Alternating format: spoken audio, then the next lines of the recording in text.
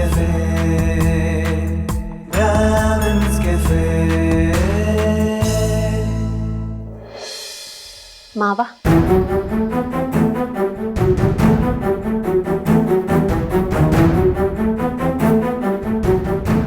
Coffee ಬೇಡ ಮಾವ.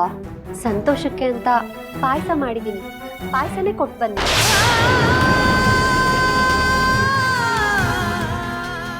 ತಗೊಳ್ಳಿ ಮಾವ, ಕೊನೆ ಸಲ ನಿಮ್ಮ ಕೈಯಾರೆ ಪಾಯಸ ಕೊಟ್ಟು ಕೈ ಮುಗಿದು ಬಂದ್ಬಿಡಿ.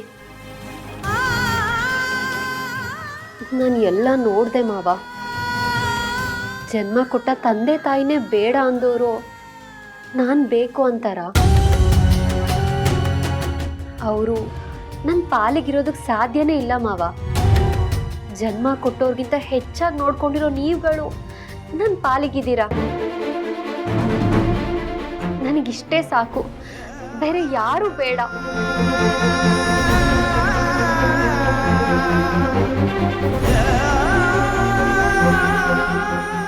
ಬೇಡ ಸೌಜನ್ಯ, ನನಗೆ ಸಮಾಧಾನ ಮಾಡಬೇಡ. ನಾನು ಅಳ್ತಾ ಇಲ್ಲ. ಅಂದರೆ ಅವ್ರಿಗೋಸ್ಕರ ನಾನು ಕಣ್ಣೀರು ಹಾಕ್ತಿಲ್ಲ. ನಿಮ್ಮ ಎಲ್ರೂ ನೋಡಿ ಸಂಕಟ ಪಡ್ತಿದ್ದೀನಿ ಹೊರತು ಬೇರೆಯವ್ರಿಗೋಸ್ಕರ ಅಲ್ಲ. ನೋಡಿ, ನಿಮ್ಮೆಲ್ರಿಗಿಂತ ನಾನು ಎಷ್ಟು ಗಟ್ಟಿಯಾಗಿದ್ದೀನಿ ಅಂತ ನೋಡಿ. ಊರ್ವಶಿ, ಗ್ರೇಟ್ ಕಣೆ ನೀನು, ನಿಜವಾಗ್ಲೂ ಗ್ರೇಟ್. ಇಂಥ ಪರಿಸ್ಥಿತಿಲೂ ನೀನು ಕಣ್ಣೀರಾಗದೆ ಮಾತಾಡ್ತಿದ್ಯಲ್ಲ, ನಿಜಕ್ಕೂ ತುಂಬ ಖುಷಿ ಆಗ್ತಿದೆ.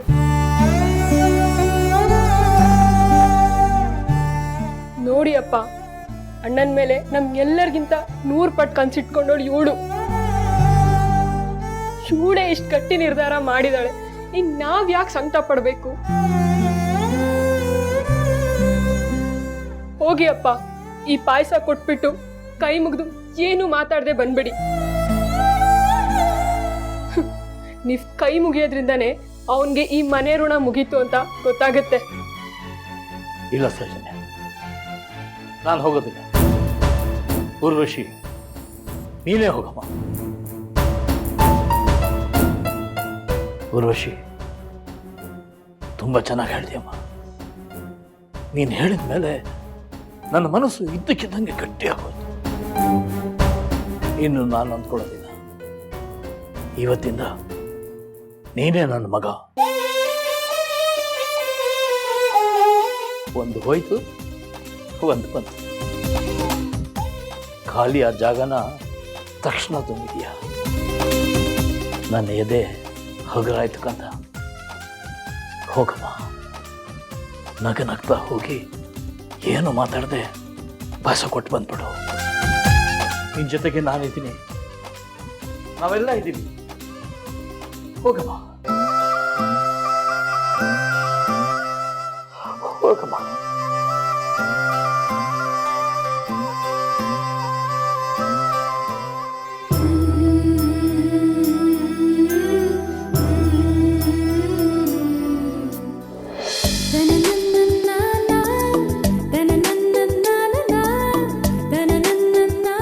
ನೀನಿನ್ನೂ ತರಲೆ ಮಾಡೋದು ಬಿಟ್ಟಿಲ್ಲ ಕಣೆ.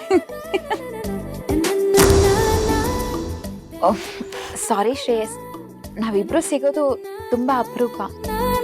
ಸಿಕ್ಕಿದ ತಕ್ಷಣ ಅಷ್ಟೋ ದಿನದ ಬ್ಯಾಲೆನ್ಸ್ ವಿಚಾರಗಳನ್ನೆಲ್ಲ ಮಾತಾಡ್ಬಿಡ್ತೀವಿ. ಆಕ್ಚುಲಿ ಇವತ್ತು ನೀವು ಇಲ್ಲಿ ಇರಬಾರ್ದಾಗಿತ್ತು. ನಿಜ, ನಾನಿಲ್ಲಿ ಇರಬಾರ್ದಾಗಿತ್ತು. ಅಯ್ಯಯ್ಯೋ, ನಾನು ಹಾಗೆ ಹೇಳಿಲ್ಲ. I'm sorry. ಸಾಮಾನ್ಯವಾಗಿ ನಾವಿಬ್ಬರೇ ಸಿಗ್ತಿದ್ವಿ. ಈಗ ನೀವು ಬಂದಿದ್ರಲ್ಲ, ಅದಕ್ಕೆ ಹಾಗೆ ಹೇಳಿದೆ. ತಪ್ಪು ತಿಳ್ಕೊಬೇಡಿ. ನಾನು ಕೂಡ ಆ ರೀತಿನಲ್ಲೇ ಹೇಳಿದೆ ಮೇಡಮ್, ನೀವು ಕೂಡ ತಪ್ಪು ತಿಳ್ಕೊಬೇಡಿ. ಆ್ಯಕ್ಚುಲಿ ನಾನಿಲ್ಲಿ ಇಲ್ಲವೇ ಇಲ್ಲ. ನೀವಾಗ ಅಂದ್ಕೊಂಡ್ರೇ ಒಬ್ರಿಗೊಬ್ರು ಕಂಫರ್ಟಬಲ್ ಆಗಿರೋದಕ್ಕೆ ಸಾಧ್ಯ ಆಗುತ್ತೆ. ಬೇಕಾದರೆ ನಾನಲ್ಲಿ ದೂರ ಕೂತಿರಲ್ಲ, ಮೊಬೈಲ್ ಇದೆ, ಟೈಮ್ ಪಾಸ್ ಆಗುತ್ತೆ. ಛೇ, ಮೊದಲನೇ ಸಲ ಧನ್ಯ ನಿಮ್ಮನ್ನು ಕರ್ಕೊಂಡು ಬಂದಿರೋದು. ಹೆಮ್ಮೆಯಿಂದ ನಿಮ್ಮನ್ನು ನಮಗೆಲ್ಲ ಇಂಟ್ರಡ್ಯೂಸ್ ಮಾಡಿದ್ದಾಳೆ. ನಿಜ ಹೇಳಬೇಕು ಅಂದರೆ ಧನ್ಯ ಥರ ಹುಡುಗಿ ಸಿಕ್ಕಿರೋದಕ್ಕೆ ನೀವು ತುಂಬಾ ಪುಣ್ಯ ಮಾಡಿರಬೇಕು. ನಿಜ, ನಾನು ಪುಣ್ಯ ಮಾಡಿರಬೇಕು.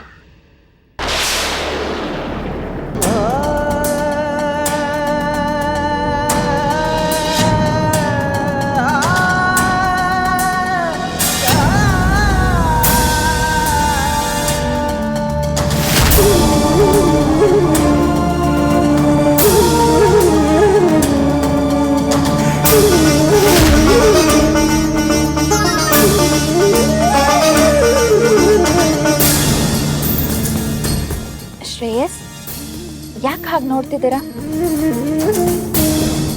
ಇವರು ಊರ್ವಶಿ ಅಂತ ನಮ್ಮ ಉಡುಪ ಅಂಕಲ್ಗೆ ಸೊಸೆ ಆಗಬೇಕು. ಆದರೆ ಮಗಳ ಥರನೇ ಇದ್ದಾರೆ. ಊರ್ವಶಿ ಅಂತೂ ಹೊರಗಡೆ ಬಂದಿಯಲ್ಲ, ಗುಡ್. ಊರ್ವಶಿ, ಇವಳು ನನ್ನ ಫ್ರೆಂಡ್ ಧನ್ಯಾ ಅಂತ. ಇವಳು ಮದುವೆ ಆಗೋರು ಶ್ರೇಯಸ್ ಅಂತ.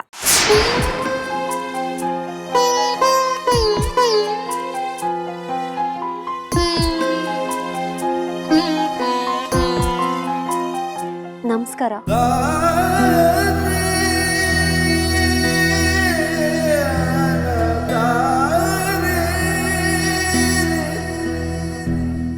ನಿಮ್ಮ ಪರಿಚಯ ಆಗಿದ್ದು ತುಂಬ ಸಂತೋಷ. ಅರೆ, ಕಾಫಿ ಅಂತ ಹೇಳಿದ್ರಿ, ಇದೇನ್ ಪಾಯಸ ಬಂದ್ಬಿಟ್ಟಿದೆ? ಹೌದು, ಕಾಫಿ ಕುಡಿತಾನೆ ಇರ್ತೀರಾ ಅಲ್ವಾ, ಒಳ್ಳೆ ದಿವಸ ಬಂದಿದ್ದೀರಾ. ನಿಮ್ಮಿಬ್ರು ಜೀವನ ಸಿಹಿಯಾಗಿರ್ಲಿ ಅಂತ ನಾನೇ ಪಾಯಸ ಮಾಡ್ಕೊಂಡು ಬಂದಿದ್ದೀನಿ, ದಯವಿಟ್ಟು ತಗೊಳ್ಳಿ. So sweet of you Urvashi, thank you. ತಗೊಳ್ಳಿ ಮೇಡಮ್, ನಿಮ್ಮ ಜೀವನ ಸಿಹಿಯಾಗಿರಲಿ.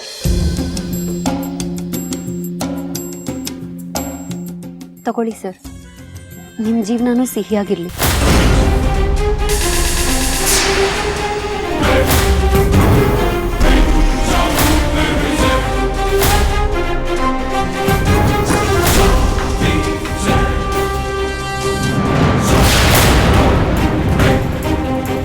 ಊರ್ವಶಿ,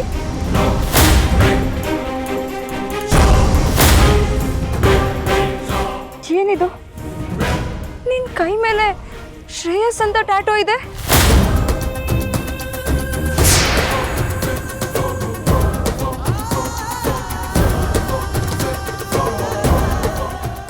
ಶ್ರೇಯಸ್ ಅಂದ್ರೆ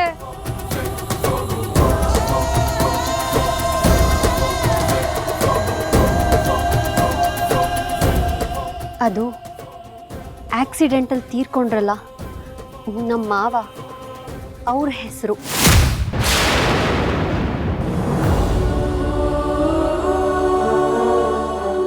ನನಗೂ ಅವ್ರಿಗೂ ಮದುವೆ ಮಾಡಬೇಕು ಅಂತ ಮನೆಯವ್ರಿಗೆಲ್ಲ ತುಂಬ ಆಸೆ ಇತ್ತು. ನಾನು ಕೂಡ ಅವ್ರನ್ನ ತುಂಬ ಹಚ್ಕೊಂಡ್ಬಿಟ್ಟಿದ್ದೆ.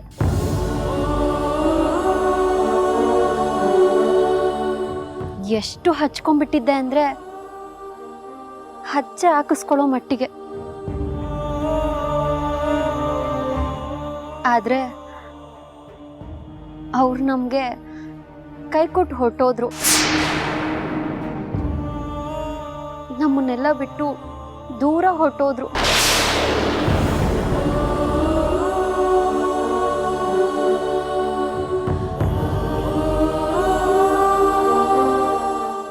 ಸಾರಿ, I am really very sorry Urvashi. ಓ, ಆ ಕಾರಣಕ್ಕ ನೀವು ಯಾರು ಇದ್ರ ಬಗ್ಗೆ ನನಗೆ ಹೇಳಲಿಲ್ಲ? ಹೌದು ಅಕ್ಕ, ಆ ವಿಷಯದಲ್ಲಿ ನಾವೆಲ್ಲ ತುಂಬ ನೋವಲ್ಲಿದ್ದೀವಿ. ಈ ನೋವನ್ನ ನಾವು ಯಾರ ಜೊತೆನೂ ಹಂಚ್ಕೊಳ್ಳೋದಕ್ಕೆ ಇಷ್ಟಪಡೋದಿಲ್ಲ.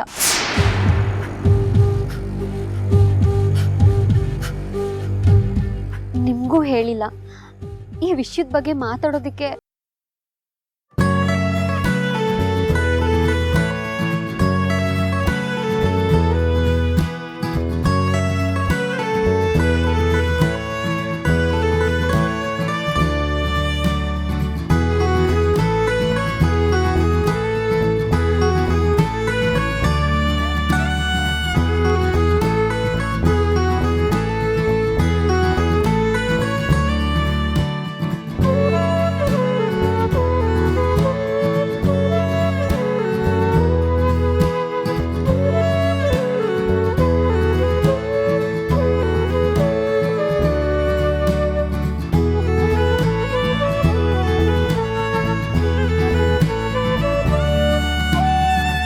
ನೀವೇನಾದರೂ ಇವ್ರ ಹೆಸರನ್ನ ಅಚ್ಚೆ ಹಾಕಿಸ್ಕೊಳ್ತೀರಾ ಮೇಡಮ್? ಬೇಡಿ ಮೇಡಮ್, ಹಾಕಿಸ್ಕೋಬೇಡಿ.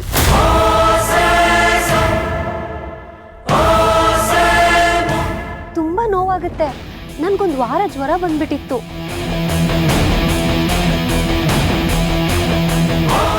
ಆದ್ರೆ ನಾನು ಅಷ್ಟೊಂದು ನೊಂದ್ಕೊಂಡಿದ್ದು, ಪ್ರೀತಿ ಇದ್ದಿದ್ದು ಅವ್ರಿಗೆ ಗೊತ್ತೇ ಆಗ್ಲಿಲ್ಲ ಪಾಪ.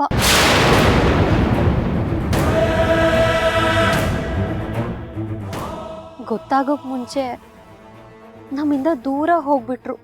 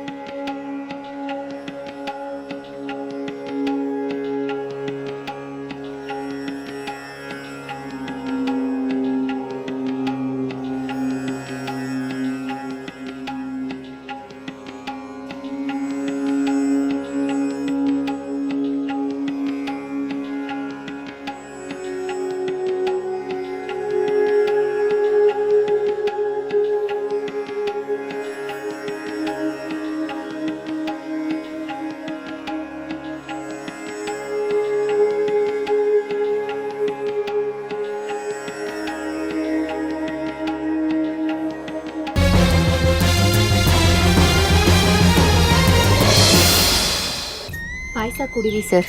ನನ್ನ ಕತೆ ನಿಮ್ಮ ಪಾಯಸಕ್ಕೆ ಕಹಿ ಆಗದೆ ಇರಲಿ. ದಯವಿಟ್ಟು ಇಬ್ಬರು ಪಾಯಸ ಕುಡಿಬೇಕು ಪ್ಲೀಸ್.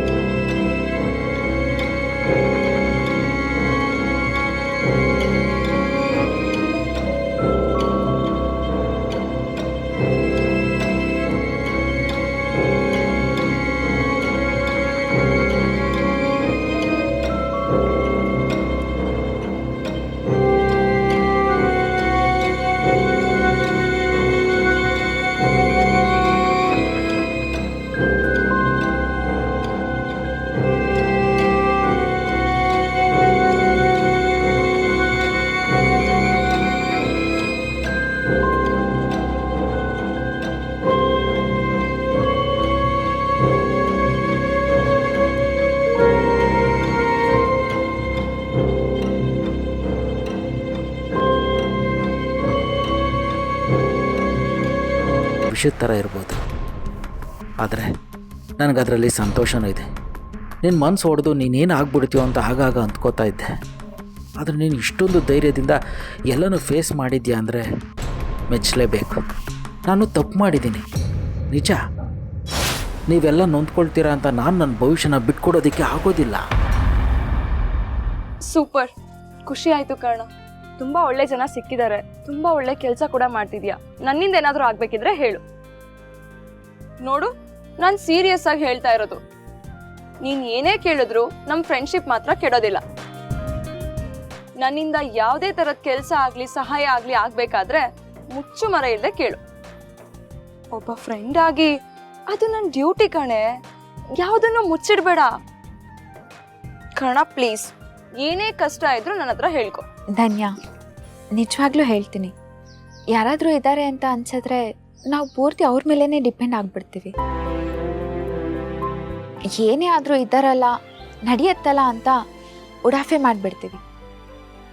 ನಿಜವಾಗ್ಲೂ ಅದು ಸ್ವಂತ ವ್ಯಕ್ತಿತ್ವನ ಕಟ್ಕೊಡೋದಿಲ್ಲ ಧನ್ಯ. ನಮ್ಮ ಜೀವನ ನಮ್ದಾಗಲ್ಲ, ನಮ್ಮ ಜೀವನನ ನಾವೇ ಹೋರಾಡಿ ರೂಪಿಸ್ಕೋಬೇಕು. ಸುಮ್ಮನೆ ಯಾರೋ ತಗೋ ಇದು ನಿನ್ನ ಜೀವನ ಅಂತ ಕೊಟ್ಬಿಟ್ರೆ ಹೇಗೆ ಅಲ್ವಾ ಶ್ರೇಯಸ್? ನಾವು ಕಷ್ಟಪಟ್ಟು ದುಡ್ದು ಸಂಪಾದಿಸ್ಬೇಕು. ಏನಂತೀರಾ? ಎಸ್, ಅವ್ರದ್ದು ಅದೇ ಮಾತು. ಇವತ್ತಿನವರೆಗೂ ನಿಮ್ಗೆ ಏನ್ ಬೇಕಾದ್ರೂ ಕೇಳಿ ಅಂತ ನಾನು ಹೇಳಿದ್ರೆ ಏನನ್ನು ಕೇಳಲ್ಲ.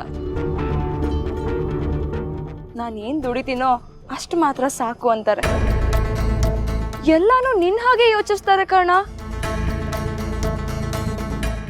ಅದಕ್ಕೇನೆ ಅವ್ರು ನನಗೆ ತುಂಬಾ ಹತ್ರ ಆಗಿದ್ದು ಅನ್ಸುತ್ತೆ.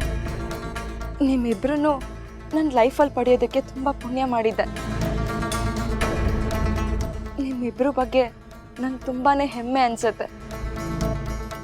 ವೆರಿ ಗುಡ್ ಶ್ರೇಯಸ್, ನನಗೆ ಈ ಧೋರಣೆ ತುಂಬ ಇಷ್ಟ ಆಯಿತು. ಈಗ ಪ್ರಾಮಾಣಿಕವಾಗಿ ಮುಕ್ತವಾಗಿ ಹೇಳ್ತೀನಿ, ಈಗ ನಿಮ್ಮ ಬಗ್ಗೆ ಅಭಿಮಾನ ಬಂತು. ನನ್ನ ಫ್ರೆಂಡ್ ಜೀವನ ತುಂಬ ಚೆನ್ನಾಗಿರುತ್ತೆ ಅನ್ನೋ ನಂಬಿಕೆನೂ ಬಂತು. ನೀವೇನೇ ಹೇಳಿ, ಪ್ರಾಮಾಣಿಕತೆ ಇಲ್ಲದೆ ಯಾವ ಸಂಬಂಧನೂ ಬೆಳೆಯೋದಿಲ್ಲ ಅಲ್ವಾ? ಬೆಳೆದ್ರೂ ಅದು ಗಟ್ಟಿಯಾಗಿ ಉಳಿಯೋದಿಲ್ಲ ಅಲ್ವಾ? ಸರಿ ಕರ್ಣ, ಟೈಮ್ ಆಯ್ತು, ನಾವಿನ್ ಹೊರಡ್ತೀವಿ. ಇನ್ನೊಂದ್ಸಲ ಸಿಕ್ಕಾಗ ಇನ್ನು ತುಂಬಾ ಮಾತಾಡೋದಿದೆ. ಒಂದು ನಿಮಿಷ, ಅಂಕಲ್ ಮತ್ತು ಫ್ಯಾಮಿಲಿಯವ್ರಿಗೂ ನೀವು ಹೊರಟಿದ್ದನ್ನು ಹೇಳ್ಬಿಟ್ಟು ಬರ್ತೀನಿ.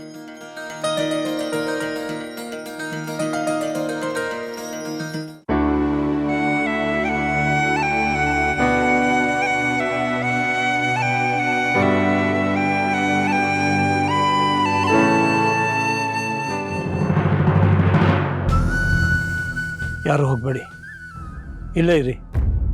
ಕಾರ್ ತನಕ ಹೋಗಿ ಕಳಿಸ್ಬರ್ತೀನಿ ಅಂತ ಹೋಗಬೇಡಿ. ಸುಮ್ಮನೆ ನಕ್ ಹಾಗೆ ಮಾಡಿ.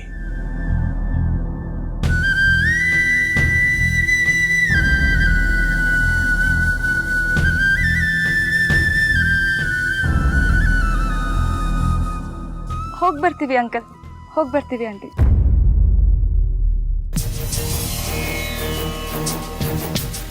ನೋಡಮ್ಮ ಹೇಗೆ ಹೋಗ್ತಿದ್ದಾನೆ ನೋಡು. ನಾವೇನೋ ಹಾಳಾಗಿ ಹೋಗ್ಲಿ ಅಂತ ಬಿಟ್ವಿ, ಆದ್ರೆ ಅವನು ಕೈ ಹೊರಿಸ್ಕೊಂಡು ಹಿಂದಕ್ಕೆ ತಿರುಗು ನೋಡದೆ ಹೋಗ್ತಾ ಇದ್ದಾನೆ ನೋಡು. ನೋಡು, ಬಿಟ್ಬಿಡು ಅರವಿಂದ, ಬಿಟ್ಬಿಡು, ಏನು ಮಾತಾಡ್ಬೇಡ. ಆಯ್ತಮ್ಮ, ಬಿಟ್ಬಿಟ್ಟೆ. ನನ್ನ ಮಗನ ಮೇಲಿನ ವ್ಯಾಮೋಹ, ಆಸೆ ಎಲ್ಲ ಬಿಟ್ಬಿಟ್ಟೆ. ನಮ್ಮನ್ನು ಅನಾಥರನ್ನಾಗಿಸಿ ಅವನು ಸುಖ ಪಡ್ಬೇಕು ಅಂತ ಹೋಗ್ತಾ ಇದ್ದಾನಲ್ಲ. ಇಂಥ ಮಾತೃದ್ರೋಹಿಗೆ, ಇಂಥ ಪಿತೃದ್ರೋಹಿಗೆ ಒಳ್ಳೇದಾಗ್ಲಿ ಅಂತ ಹೇಗಮ್ಮ ಹೇಳಿ?